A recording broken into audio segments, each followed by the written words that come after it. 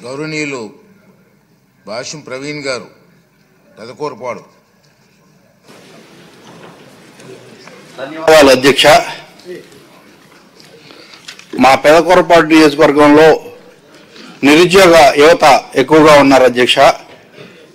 గత ఎలక్షన్ టైంలో నేను దాదాపు ఒక 5,000 మందికి ఉద్యోగాలు ఇవ్వటం కోసం మాట ఇవ్వటం జరిగింది అధ్యక్ష.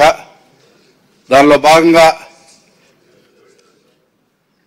భాగంగా జాబ్ మేళా నిర్వహించి ఈ మధ్యనే ఒక 500 మందికి ఉద్యోగ అవకాశాలు కల్పించడం జరిగింది.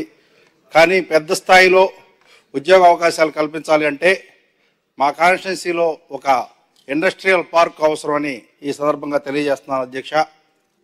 గౌరవ మంత్రి వారిని కోరేది ఏంటంటే మా కాన్స్టిట్యున్సీలో దాదాపు ఒక 300 ఎకరాలు పెదకూరపాడు మండలం గారపాడు విలేజ్లో 300 ఎకరాల వ్యవసాయ భూమి నిరుపయోగంగా ఉంది. అది గ్రామానికి సంబంధించి ఉమ్మడి యొక్క ఆస్తి. దాంట్లో కనుక మనం ఏదైనా నాన్ పొల్యూటెడ్ ఇండస్ట్రీస్ డెవలప్ చేస్తే బాగుంటుందనేది నా. ఇక్కడ మన గౌరవ మంత్రి గారిని గతంలో నేను కలిసి కోరటం జరిగింది.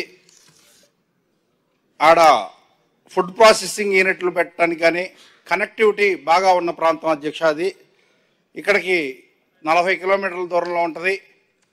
అట్లానే సత్తెనపల్లి హైదరాబాద్ రోడ్డు కనెక్టివిటీకి బాగుంటుంది. అట్లానే ఆ ప్లేస్ నుంచి గుంటూరుకు కానీ నరసరాపేటకు కానీ జిల్లా హెడ్ క్వార్టర్స్కి కూడా కనెక్టివిటీ బాగా ఉన్న ప్రాంతం. సెంటర్లో ఉన్న ప్రాంతం కాబట్టి అక్కడ ఇమీడియట్లీ రాజధానికి కూడా దగ్గరగా ఉంటుంది కాబట్టి ఇమీడియట్లీ ఏదన్నా మనకి కంపెనీలు వస్తే అక్కడ సూచిస్తారని తెలియజేసుకుంటూ ఆ కంపెనీలు రావటం వల్ల ఇండస్ట్రీ రావటం వల్ల మా కాన్స్టిట్యున్సీలో నిరుద్యోగ ప్రాబ్లం కూడా తీరుద్దని అనుకుంటున్నాను అధ్యక్ష. ధన్యవాదాలు అధ్యక్ష. గౌరవనీయులు వజ్జల సుధీర్ రెడ్డి గారు